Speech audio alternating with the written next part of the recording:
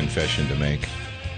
My confession to you guys is this, that we actually have the Sweet Buddha on a rubber raft patches here at the studio on Monday. But I didn't want to make it public. I didn't want to talk about it until Zachary had the opportunity to start filling all the pre-orders. And there was a lot of pre-orders. I figured if we let people know on Monday, and they arrived Monday via U.S. Postal Service. And so Zach's got a lot of work to do to get those things shipped out.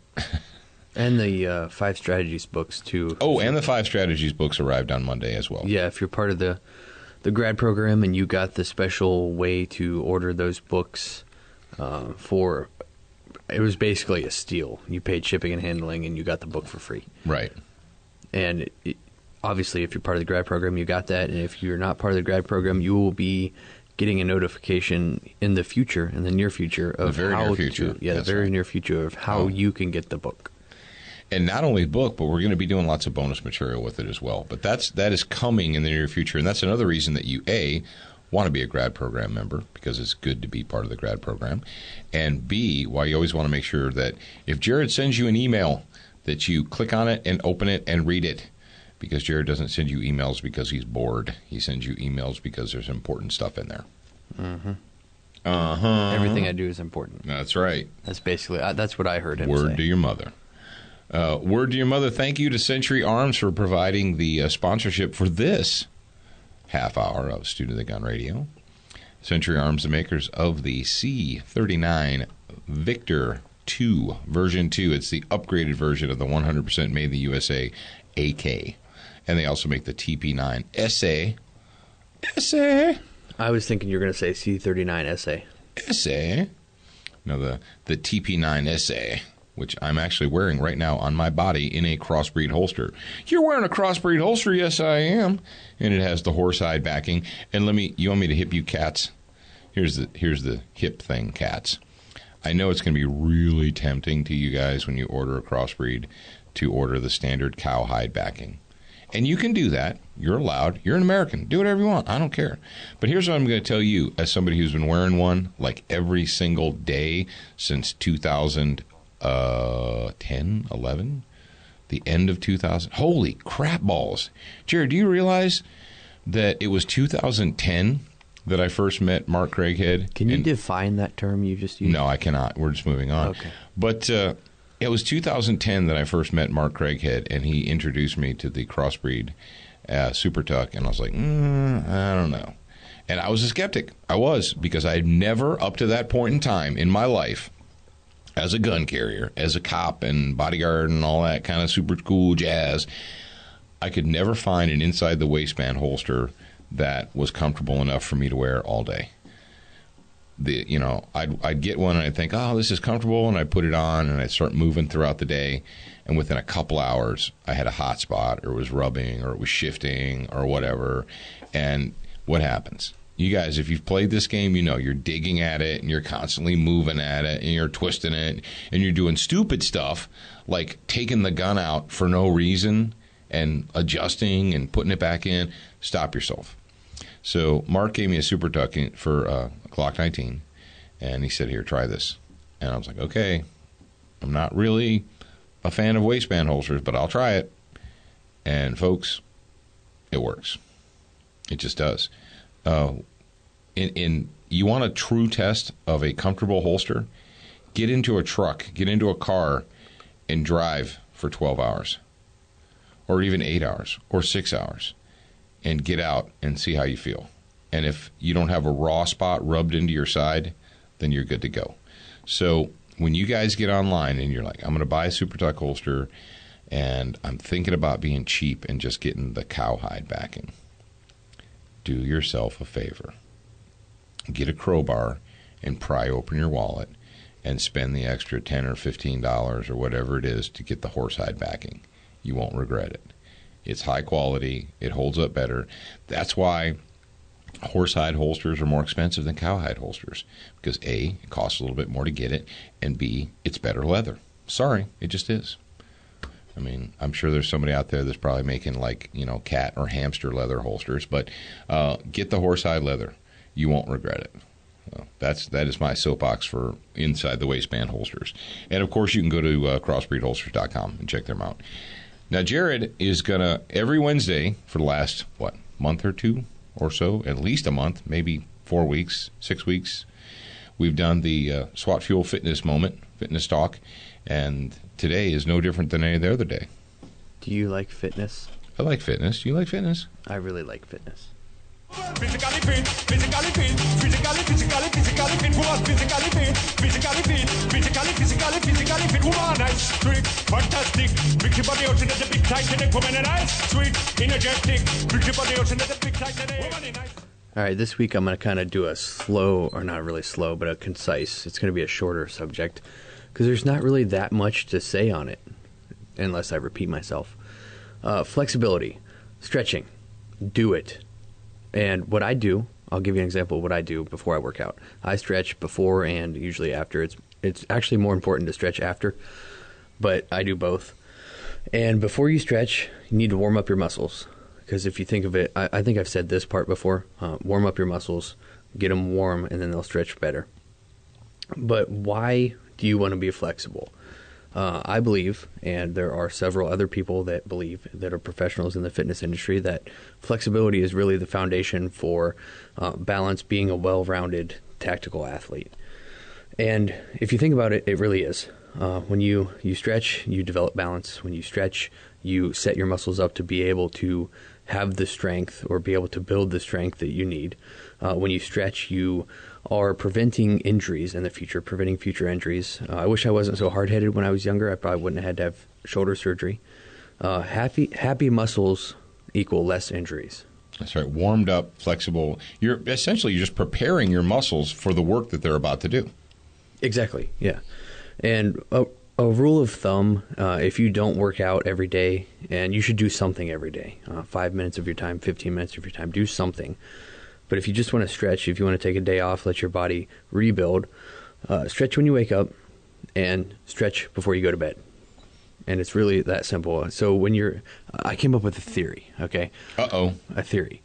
So when I wake up in the morning, I take deep breaths. I get my oxygen flowing through my blood. I take really deep breaths in the morning, and if anybody else is in the room that I'm sleeping in and they're sleeping, they probably don't like me because I breathe really loud when I take deep breaths. But anyway, so I do that. It gets the blood flowing. And my theory is that if you do it while you're laying down, it's better for your body because the blood can flow evenly. It doesn't have to go up. Look at the brain. I just Jared. thought of that, like just now. You're like laying down, taking deep breaths, and oxygenating your blood. Yeah. And then I'll give one last thing before I'm done. Why do drunk drivers tend to survive car wrecks? Because they're loose. Yeah, their body is loose. Their body is, I wouldn't say flexible because some people aren't, but they're not tense. And if your muscles are not tense, you are more likely to avoid injuries. And that is that. And that is that. And with that, we've got a ton of material. We barely scratched the surface yesterday. Is that correct, Jared? Would you say that's a fair assumption? Yeah, we barely did. So Jared and I got in the official Student of the Gun truck, and we trucked on up to NRA. We trucked on up to Nashville. We got up there Thursday evening, and Thursday evening, the first thing we had to do was meet with our friends from Glock, and lots of friends. But Glock hosted a kind of a sneak peek of the G43, the 9mm subcompact. Real quick, speaking of official Student of the Gun truck, if anybody that's listening to my voice does vehicle wraps, let me know, because I'm actually looking to do designs for vehicle wraps, and if you actually wrap the vehicle, if we travel near you and we want to stop and get our vehicle wrapped, that would be pretty cool. Wrap. So contact me, Jared, Jarrad, at studentofthegun.com. Let me know if you either do vehicle wraps or you know somebody that does, and you have to do a good job. Oh, you don't want people that do poor vehicle Yeah, I don't wraps? want a bubbled wrap on You don't want bubble wrap? I don't want bubble wrap on my car. No bubble wrap. All right. I got you. I'm down with you. So we went to the Nashville Armory. Now, not the National Guard Armory, but the Nashville Armory is a pretty large facility. It has classrooms.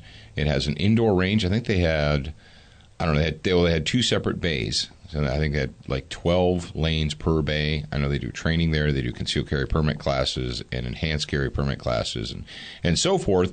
And they're a full-service gun shop. They got lots of guns and ammunition and all that jazz. So we met with our friends from Glock and lots of other friends in the industry, lots of people from, we saw our guys from Talking Lead who are from Nashville, so they were there, obviously, from the very beginning. If you guys listen to Talking Lead's podcast, you listen to those guys, there's been several times that they've actually broadcasted. They've done their show from the Nashville Armory, from that shop. Now, all you guys are like, well, what'd you think? What'd you think? Well, here's what I thought. I thought that the Glock 43 went bang every time I pulled the trigger. That the first 6 rounds went into a group at 5 yards about, what would you say is a fair assumption of that? A 1/4 inch. Well, it was more than that. You think so? It was like 5 of them went into one hole, and then the other one was outside because somebody sneezed. Oh, that's right. I forgot. Yeah. All right, so let's just say inch or so. The gun is plenty accurate. It's more accurate than most people that are going to be shooting it. So don't, like, oh, is it accurate? It's like, it's too small to be accurate. It's fine. Okay. We're not shooting 100 meters with this. We're shooting people that are like 3 yards away from us. Is it snappy? Yeah, it's snappy. Is it super snappy? No, it's not that bad. I mean, when you fire a 9mm pistol cartridge out of a very light, compact, slim gun, you're going to get some felt recoil. There's no getting around it. But it doesn't have the straight blowback. It has a delayed blowback action, so it doesn't put all the recoil straight back into your hand. It absorbs a little bit of it, but you're still going to feel it. Okay, well, that's part of it. Does it hurt? Does it sting? Those of you who have made the mistake of shooting really small, lightweight 40 caliber guns, and they stung your hand after you shot it, and you're like, wow, that was kind of silly of me. Yeah, it's not like that. Now, what about it? It's a basic Glock. It looks like a Glock, smells like a Glock, feels like a Glock. It has Glock sights on it. The front sight is interchangeable with pretty much any kind of a Glock, and the rear sight is narrower because the slide is narrower than a G19 or G23 or whatever. So if you're going to change out the sights, essentially the same rear sight that goes in the 380 Glock 42 will go into the Glock 43. Would you like to purchase one? Sure, go ahead, get on the waiting list and buy one. I believe that they come with 2 6-round magazines, one that is flush and one that has a little finger groove. Because it is a compact frame, your pinky will, hang off the bottom of it. Now, you might be saying to yourself, do I really need one of those? I don't know. It's America. Do you need one or don't you? It is slimmer than the Glock 26, so it will hide a little bit better on your body. So you've got that, but instead of holding 10+1 rounds, it's going to hold 6+1 rounds. Now, the one thing that we didn't do, Jared, and we were in a group of, how many people do you think were there, Jared? 50, 60 people? There's a lot. It's quite a bit, yeah. There were several people, and so they were kind to us. They ran everybody through, and they gave everybody who showed up. I would say at the end of the day, it was more than 100 people who came in over a period of a few hours. So we didn't get to do too many crazy things. We didn't draw from holsters, and we didn't do anything. And the one thing I didn't do that I probably should have as a gun dude is I should have loaded it and then topped it off and then put a full 6-round magazine into it. But we really didn't have time to give it a thorough test. I fired 3 mags through it. Jared fired 3 mags through it. It worked every time. It went bang, bang, bang, bang. So there you have it. You want to know what I learned? What did you learn? That day of shooting the Glock 43, I learned that I need to practice without my glasses on. You didn't do too bad. You hit the silhouette without your glasses. Yeah, but I'm saying, you guys out there, I'm sure some of you wear glasses. And when you go to the range, do you shoot only with your glasses on? That's the first time since I've had glasses that I've actually taken them off. Your prescription ones? My prescription glasses, yeah. And it was much more difficult to see the target, obviously. It was a little bit blurry, and it was hard for me to focus on the front sight. But I overcame that, and I hit the silhouette. But I feel like I could do better. That is extremely valid. And, folks, if you do wear prescription glasses, like a lot of you do, and you like to shoot nice, tight groups. I mean, everybody does, let's face it. People like to go and they like to shoot in nice, tight groups and show them to their friends, and everyone gives them an attaboy. But what do you do if you have to use that gun to defend your life and your glasses either get knocked off of your face or you can't find them because it's dark, or what have you. You can't. When's the last time you got in a fight and your glasses stayed on your face? Yeah, they won't. They're going to be gone. If you get into a physical confrontation, your glasses are going to be gone off your face and they're going to be destroyed. And what I would suggest is next time you go to the range, purposely and deliberately take your prescription glasses off, put them away, put just regular old safety glasses on, because we want to protect our eyes when we're training. There's no need to expose your eyes to that if you're training. And practice. Shoot a magazine or two without your prescription glasses and see how it works. And if you're really shocked and you're taken aback, you're like, whoa, that's not good at all. Guess what you need to do? You need to practice. So, and you know how to overcome the inability to see your front sight? Perfect trigger manipulation. Perfect trigger manipulation. That's what I'm going to tell you. So that was our Thursday night. We spent some time with our buddies. We shot the Glock 43, and that kind of kicked off the event for us. Friday morning, bam, we got up, we hit the floor, we were going. Well, actually, we weren't going that fast because we ended up running into, between the front door and the press room and the floor, we ended up running into about a half a dozen people that we knew. So we were probably at the convention center for, 2+ hours before we actually got onto the floor. Yeah. But that's okay. We saw lots of our friends and spent a little bit of time. We saw our friends at Velocity Triggers and Frog Lube and Century Arms and Help Me Out Here.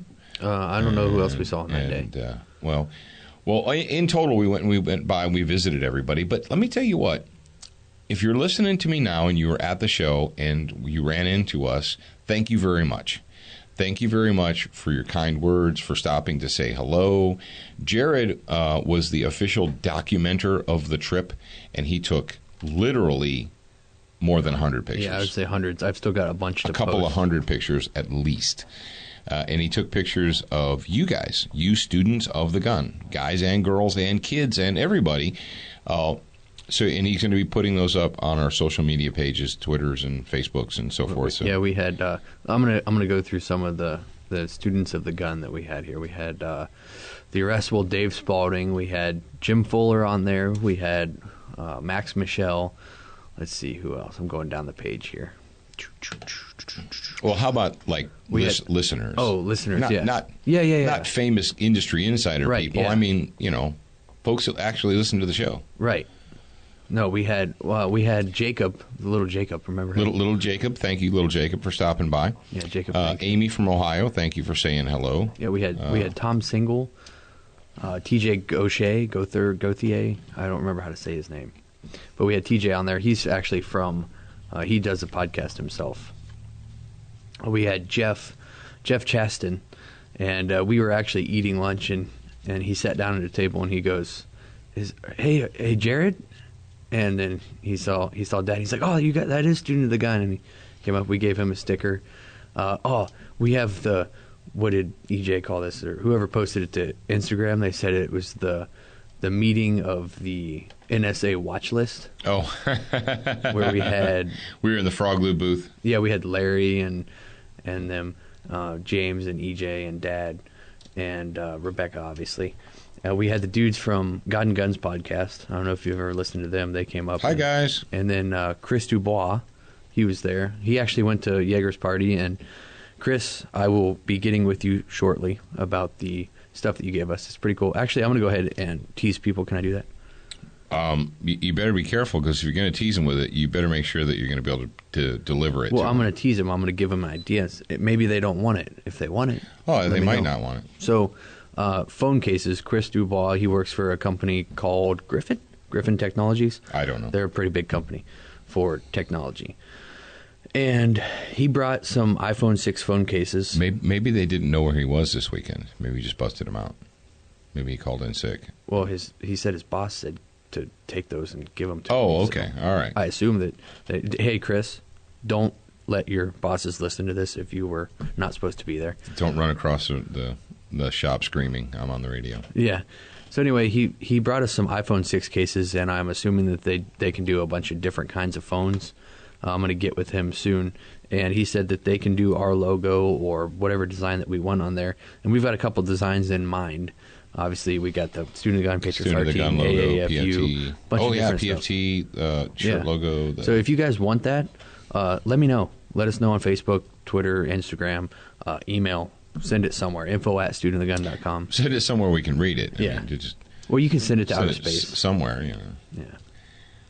You can go to the Moms Demand More Bedroom Action website and post it there. Oh, yeah. Okay.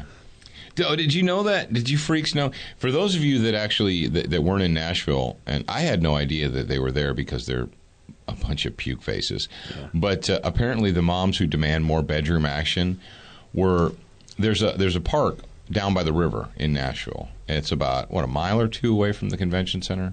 It's like way down there. You go to Broadway and you like keep on going east and you hit there.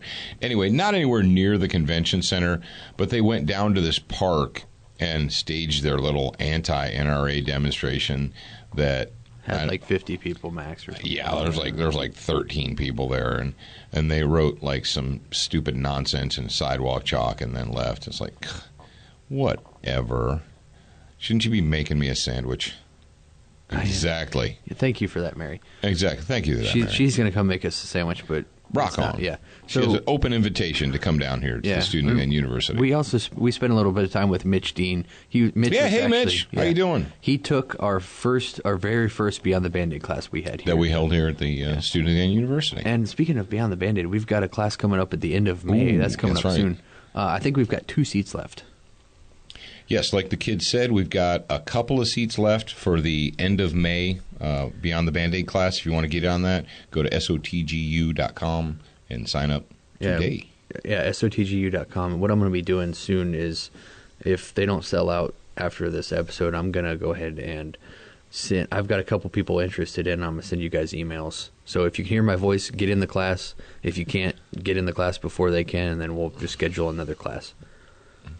Also, don't forget that we have a class coming up at road class in Tennessee at Tactical Response. That's Camden, Tennessee. And Yeah, we had a couple people ask about that on the floor. folks were out on the show floor saying, "Hey, what's up with that?" So go to tacticalresponse.com, go to the schedule, and it's May 11th and 12th. It's not the Beyond the Band-Aid. I'm sorry. It's the ballistic problem solving, thinking with a gun in your hand, because we don't want shooting robots. We want people who can think and function with a gun in their hand.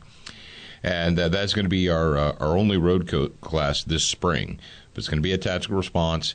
I don't know how many seats are left. If you've been vacillating back and forth thinking that you might want to book a seat, the time might be now. I'm just saying. And we also had questions. We had people ask us on the floor when we were going to come to them.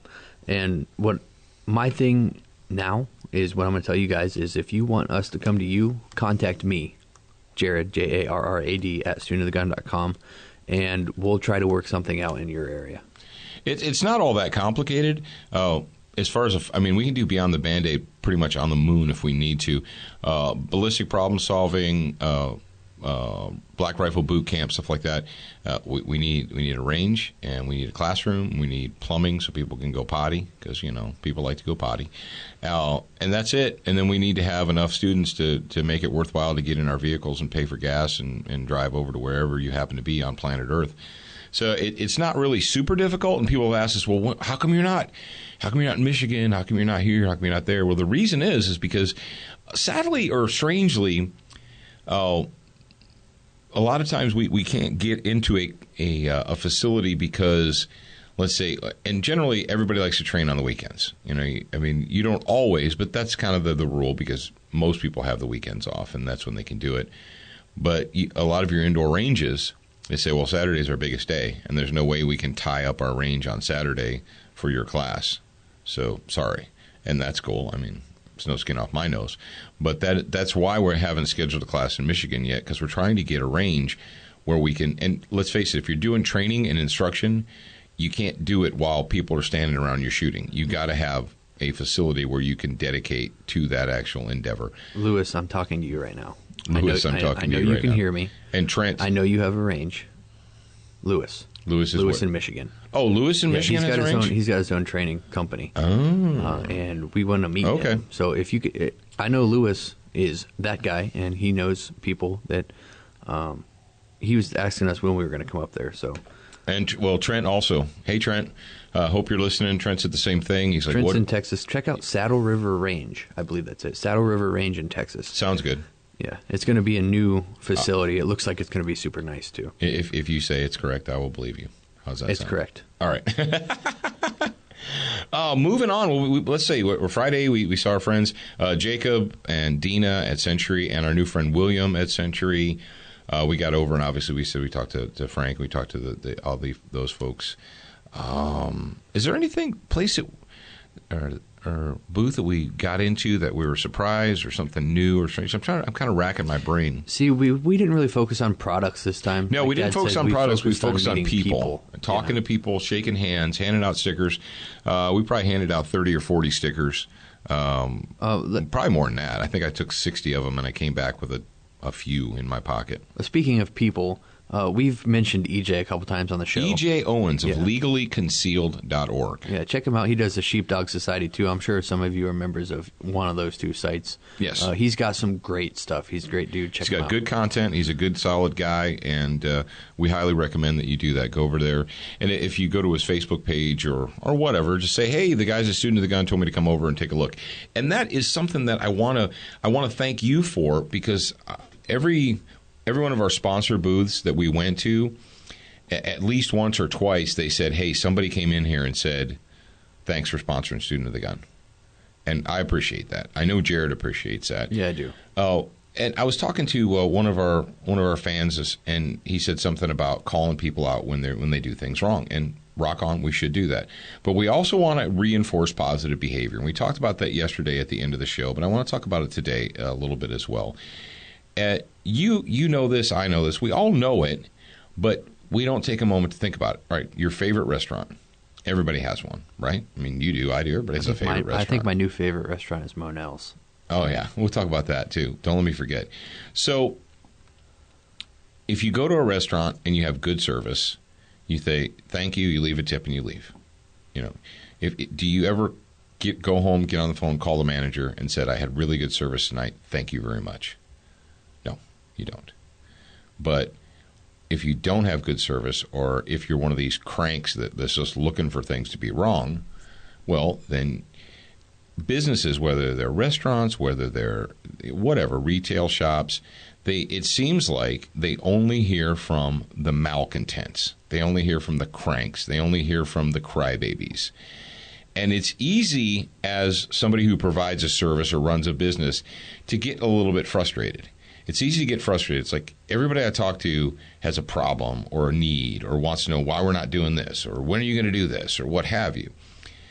And if you're one of those people, stop yourself. And it's easy to complain. People, it's kind of their default.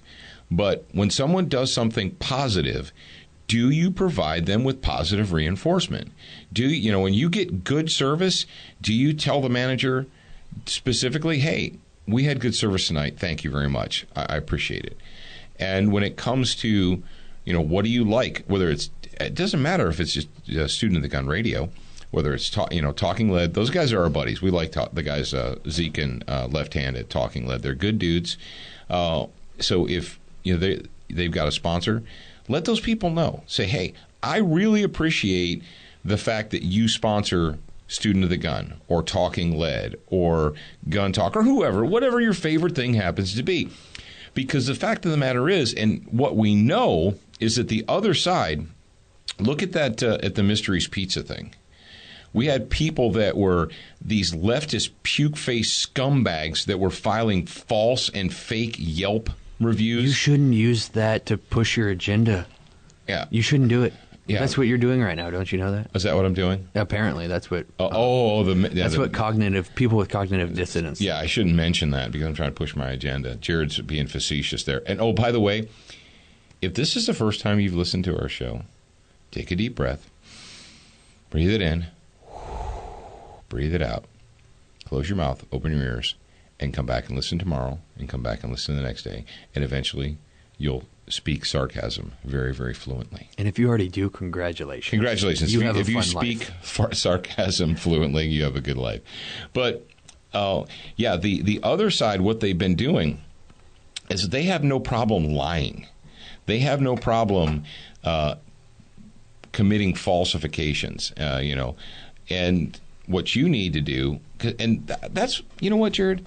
That's something else that I got this weekend. Someone said, do we, and when they said we, they meant essentially NRA members, pro-gun members, pro-liberty people. They said, do we have the power to make a positive difference? Dude, can I tell the Mookie story? Yes, please do. Go ahead and tell the Mookie story. Were you leading into that on purpose? Well, I was thinking about that, but I was actually, that's why I said the Yelp thing. But go ahead and tell. All right, Ben Mookie Thomas, he's been on the radio. You guys heard him. It was bonus hour. Well, if you're grad program members, you know who Ben is. Ben's also the one who helped us out and with the sweet Buddha patches. Yeah. So tell the Mookie story. Yeah, he went to a restaurant, and I assume he had an entourage with him. He went to a restaurant, and he was sitting down at the table, and the waiter asked him if he was carrying a gun. And if he wasn't going to serve him. Yeah, he said, "Are you carrying a gun? Because if you're not, because if you are, I'm not going to serve you." Yeah. Like, so what? Mookie's like, what? So what Mookie did is he took a picture of the place, got the information from Yelp. I think he posted a link probably to his Facebook page, his social media. He went on to Yelp, and he said, "This is where I am. This is the restaurant. This is the restaurant's phone number, and this is what just happened to me." And he said, I sat down. The guy came up and said that if I was carrying a gun, that he was going to refuse to serve me. Yep. And then Mookie said by the end of the meal, before he even left, the manager had come out and figure out what happened, and he said that the manager was almost in tears, and he apologized for what happened, and he's like, how can I fix this? So Mookie said that you can fix this by putting up a sign on your door that says, "We welcome guns." Or firearms welcome. Firearms welcome, yeah. And the dude didn't do it. So well, he said I can't. He said he asked Mookie. He said apparently they got on there and people started piling on, posting Yelp reviews, and you guys are like, somebody in the audience is like, what the heck, Yelp? It's a thing. It's like Yellow Pages. But anyway, he asked Mookie. He said, "Can you have your people take down those Yelp reviews?" And Mookie said, "Yeah, I'll tell everybody to take them down if you put up a sign that says firearms welcome in this establishment." And the dude said, "Oh, I can't do that." So I don't know if he's like, okay, he's the manager, he can. Yeah, I was like, okay. Well, and he's like, well, all right, well then I'm not taking down the reviews, but thank you very much. That right there is, it's a great example of how much power we really do have.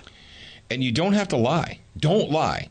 Don't exaggerate, because if you lie or you exaggerate or you stretch the truth, eventually you'll get caught and you're going to lose your credibility. Yep. Because once you get caught in a lie, like, well, how many more times do we have to catch the New York Times in a lie before they lose their credibility? Or did they ever actually have any?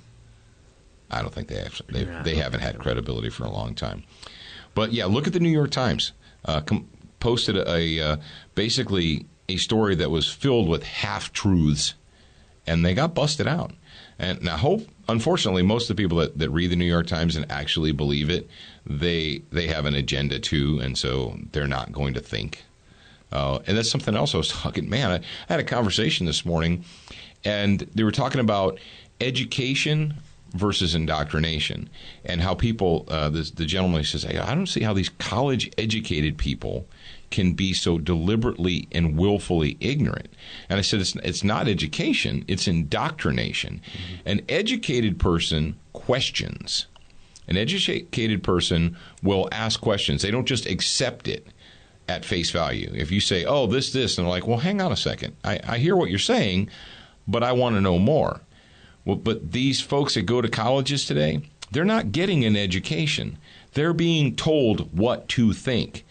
The whole analytical thinking or critical thinking, no, we can't have you critically thinking. We can't have you thinking for yourselves. That's not what it's all about. Look at Michigan State and all the nonsense University of Michigan. Boo, blue. Look at that place. Look at Duke. Look at all these other freaking universities where these lunatic leftists are running wild. They're not educating those people. They're indoctrinating them. But we don't want to go bad. We don't want to go negative. We want to go positive. Now, we spent time Friday night with our friends at Tactical Response, our friends at SOE Gear, original SOE Gear. Let me look through my cards. I want to make sure. Oh, thank you very much to Aaron Little and Ricky and all the pole dancing instructors who came out to provide the entertainment. Thank you to the guys at Armorware. Thank you to the guys at Spikes Tactical, Mookie. Thanks you to the guys at AR500 Armor. They all sponsored that get together. They gave away some cool stuff. Yeah, they gave away armor. They gave away armor, Spikes blades. Tactical gave away a gun. Yeah. Actually, Mookie did. I don't even know if they agreed to that before, but it's funny. He's like, I'm probably fired now, but I'm giving away a gun. I don't care what you say. So another thing that I want to talk about on the grad program this week, and if I can, is you remember when we put it in the show notes. I already did, but I want to make sure that it's cool. While I'm thinking about it, I want to make sure it's cool with you if we talk about this, because it's more Go crazy. a personal thing. Remember when we were sitting at lunch on Sunday with Jeremy and EJ, and EJ was talking to a wall and how you never see the other side? Oh, well, yeah, kind of like that, yeah. Can we talk about that on the grad program? Sure, I guess, if you want Cool, to. because they're more of a personal audience, and so I want to. Yeah, that's true. They're the choir. I don't want to bore you guys with it. That's right. They get it. So. No, we had... That was another... and Saturday night, we spent time with our friends at Talking Lead, and I wish... Oh, man, and... Predator... Not Predator Tactical. Reaper Outdoors. Yeah. Yeah. Thank you, guys at Reaper Outdoors. Thank you, guys at Talking Lead. Thank you, guys at SDI, Sonora Desert Institute, the Firearms Institute. Basically, it's a gunsmithing institute. Who else? All these Tennessee people. Yeah, we had There's like this whole Tennessee mafia going on there. That whole Tennessee gun mafia. Yeah. I think the dudes at Vet Made Ammo were part of that party as well. Were they? I think so. Well, okay. Hey, Vet Made Ammo guys, how you doing? DRT. Hey, DRT guys. DRT's up there in Nashville. Who else is up there? Ted Nugent likes DRT. You know Ted Nugent, because he was standing at the booth. Because he came to the booth to talk to the people at DRT when I was sitting there. On the other side of the table? Yeah, on the other side of the table, and he thought I worked for DRT. I was like, please don't ask me a question about the ammo. You can kill stuff with it. Yeah. Because I've done that. Yeah. And you've done that. Yep. You can kill pigs with it. Oink, oink. Yeah, Ted was there just real briefly. You know what Zach told me that Toby is? He's an enforcer. That's what they call those people that walk around with celebrities. If you've ever been at a trade show or an event... So I'm your enforcer. Yeah, exactly. Okay. And there's a celebrity there, like Ted Nugent or, whomever. You name your favorite celebrity, and they're walking around the floor, and they're signing autographs and posing for pictures and stuff. I like Dana Loesch. They have to have an enforcer with them. They have to have a person who walks up and says, okay, folks, thank you. No more pictures, no more autographs. Ted has to go now. Dana has to go now. Arlie Ermy has to go now. Because, if it was number one, if it was just up to those people, they would just stand there in that booth and sign autographs and take pictures for half an hour or an hour. If they're good people. And most of them are. But they've got schedules and they have things that they need to do. So you have the bad guy. You have the designated bad guy who steps and says, no, sorry, we've got to go. No more pictures. Thank you. And Zach was telling me that's what they do at the Rooster Teeth convention with all of the game like geeks and so forth. And the celebrities is that they've got a person who's a designated enforcer to keep them on schedule. Because, let's face it. If Arlie Ermy or whoever you name your favorite person, if they were signing autographs and posting for cell phone pictures in a booth, and they're like, "Okay, that's it, last one, bye," and of course, and there's those two people that have been standing there patiently waiting, then they would feel slighted and they'd be like, "Whoa, that guy's a jerk, man." But you don't want the celebrity to be the jerk. You don't want Ted to be the jerk, so you have someone standing next to him who says, "Sorry." So they're like, "Well, that guy's a jerk, but." My favorite celebrity is still cool. I still like them. And you see that on the floor. Well, whoever it happens to be. They've got, sports stars and celebrities and musicians and so forth walking around the floor. You're talking about Zach Jacob or Zach Hall? No, Zach Jacob. Oh, he told you that. Yeah, Zach Jacob told me about that. On the Zach subject, Zach Hall. Hey, Zach Hall. Yeah, thank you for the cigar. He gave me a cigar it was a Rocky Patel, I believe. Edge. It was an Edge. It was an Edge. He gave me a cigar on Saturday night. It was him, Dad, Steven, and hey, Mary Steven. came up. Steven, hey. Mary from 1MMAG. I think that's it. AGC. Got it. 1MMAGC. 1MMAGC. Yeah. Mary and we smoked. Mary didn't smoke cigars. We She stood smoked, out on like, Broadway Street and had cigars. Out with live music and the pedal and trucks and the pedal bars, pedal beer. the bicycle bars Yeah. or whatever, and watch the bridesmaid parties walk up and down the street. Yeah, there's like 10 at each bar. Not even kidding. Not even kidding. Yeah, and Nash Vegas. Apparently, Nashville is only second to Las Vegas for hosting bridal parties. I guess that's I what don't we were know. told, and I believe it because I don't know why I've never been there before. it was really nice. It really was. It was crowded, but people weren't mean or like Nobody was rude. nobody was. Yeah, exactly. Nobody was rude. Even though a lot of the places we went in and out of were crowded and they were kind of elbow to elbow, but I never experienced a point where I was PO'd Like or not in annoyed Vegas. or like screw you, get out of my way. Everybody, they were just friendly. Yeah. And- Vegas is like everybody's sure- full of themselves there. Yeah, I'm But sure that Nashville is- isn't perfect. Yeah. I mean, there's people who probably like, oh, you never went down to this area, Paul. You don't know. But from our perspective, we really, really felt very, very welcomed. Would you say that is a Definitely, good? yeah. We felt I'll definitely be welcome back to Nashville. Yeah. to be there. So, not like Orlando. Orlando can bite a big one. Or you know what Orlando is? Orlando is the city where the moment you arrive, the moment you set foot in that city, someone puts their hand out. And then the next person. Yep. You might as well not even put your wallet away. Oh, you got to pay to park, got to pay to drive, got to pay. You have to pay to drive on the highway to get in, and when you get to where you're going, you have to pay to leave your car there. You have to pay to take the shuttle. You have to pay to get into there. You have to. I hate Orlando. It's insulting to me. I can't believe that they haven't figured out a way to charge you for the air that you breathe in Orlando. And if I never go back, I'll be happy. But that's just me. Maybe you like it. Rock on. Wes Doss, looking up my kilt. What's up, brother? If you haven't, all right, I'm just going to pimp it. If you have not been on the official Student of the Gun Facebook page, you really don't know what you're missing because there's some good photos there. I know I don't do Facebook. And that's going to lead us into one more thing, and we're going to pimp these guys because we just met them. And what the heck, I'm going to do it. I don't know who it is. It's Gun District. Oh, gundistrict.com. .com. And I'm going there right now. And I typed in Guna, Guna District, and I don't know what the Guna...